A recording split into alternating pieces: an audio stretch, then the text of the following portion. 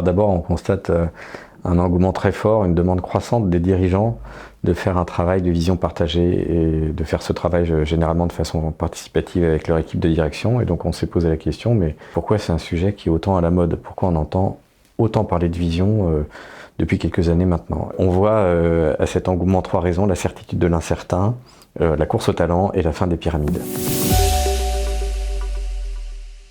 L'environnement des entreprises est en mutation constante et la vitesse de ces mutations accélère. Et au fond, l'impact que ça a pour le dirigeant, c'est une pression très très forte, une injonction de la part de ses partenaires, de ses collaborateurs et de ses actionnaires pour clarifier un cap, une sorte de socle fondamental qui aide à faire des choix, qui aide à s'orienter dans cette incertitude. La vision offre cette promesse d'un socle, de quelque chose qui aide à arbitrer et à s'orienter.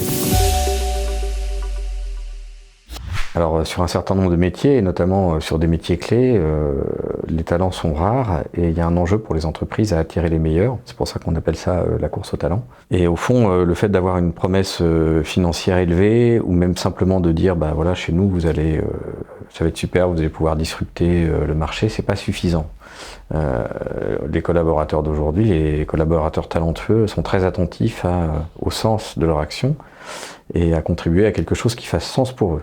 Le fait d'avoir une vision, ça présente l'avantage d'offrir un deal clair aux talents qu'on souhaite attirer en leur disant bah voilà, si vous nous rejoignez, c'est ça que vous allez trouver. Et si vous cherchez ça, bah, vous êtes les bienvenus, vous allez vous épanouir chez nous.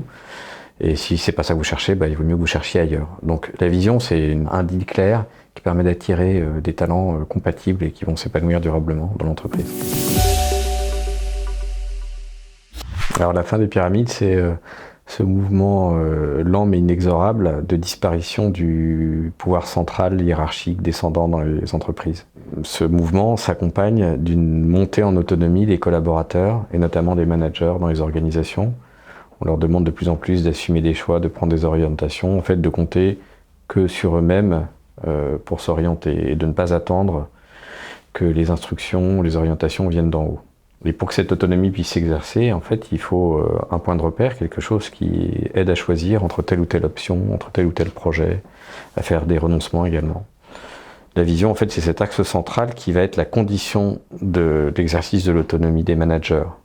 Si j'ai une vision forte, du coup, j'ai un point de repère qui me permet de choisir entre telle ou telle option et savoir laquelle, au fond, contribue le plus à ce qu'on cherche à être dans cette entreprise. Voilà pourquoi la fin des pyramides renforce l'importance de se doter d'une vision partagée.